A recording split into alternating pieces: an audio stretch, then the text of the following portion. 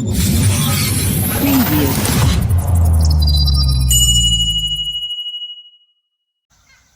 السلام علیکم تماشابینان محترم، مخلصان بلوکانال وخش تیوی. میخواستیم امروز شما را با تاریخ ناحیه وخش شناس نماییم. ناحیه وخش یکی از قدیمترین موضع‌های تاریخی در حدود وادی پربرکت وخش محسوب می شود. آبیاری زمین‌ها و بنیاد خانه‌های استقامتی در حدود ناحیه وخش از سالهای 1930 1931 آغاز شده است.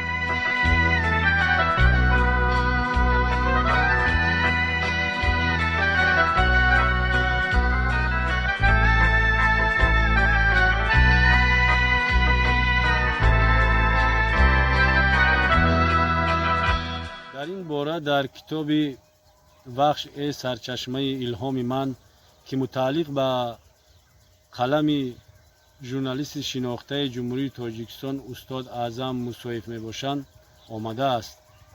تأسیس ناحیه‌های نو اگراری در وادی وخش از سال 1930 آغاز می شود و از همه مهم بهر اجرای کارهای ساختمانی و آبیاری وادی وخش ریاست ساختمان 15 ینور سال 1931 تصدیق می شود.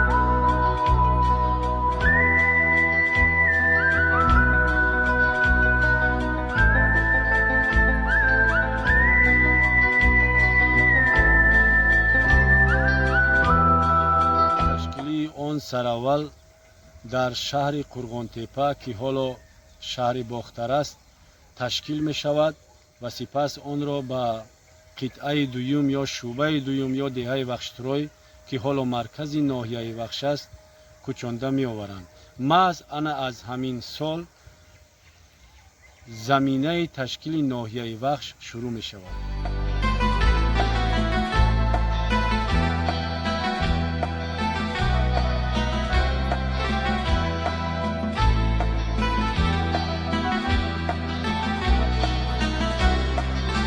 تا 6 ینور سال 1965 حدود امروزه ناحیه وخش با نام قطعه دویم، شعبه دویم و یا دهه وخشتروی در هیئت آن وقت ناحیه اکتبر فعالیت کرده است که امروز ناحیه کوشانیان نام دارد.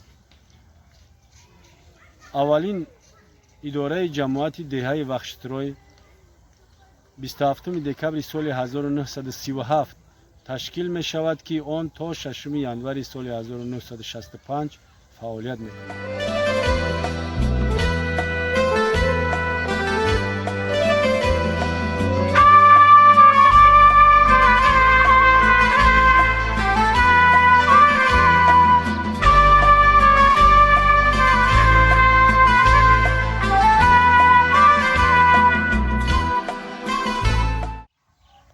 از 6 ینور سال 1965 ناحیه وخش همچون ناحیه مستقل عمل می کند و امروز به رشد و کمال می رسد.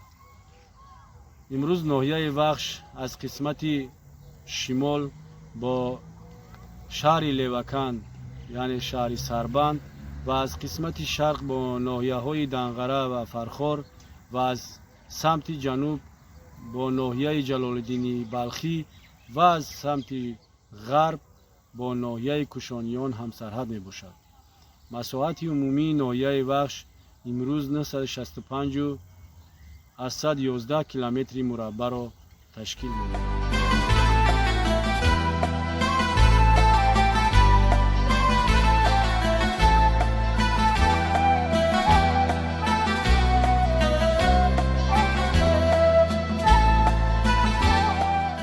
اهالی ناحیه وخش امروز زیاده از 200,000 نفر را تشکیل می دهد.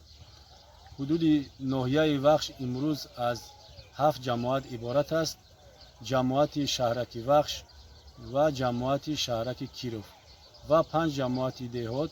اینها جماعت دهات تاجیک‌آباد، جماعت دهات مشعل، جماعت دهات وحدت ҷамоати бистсолагии Истиқлолияти Тоҷикистон ва ҷамоати деҳоти рӯдакӣ мебошанд.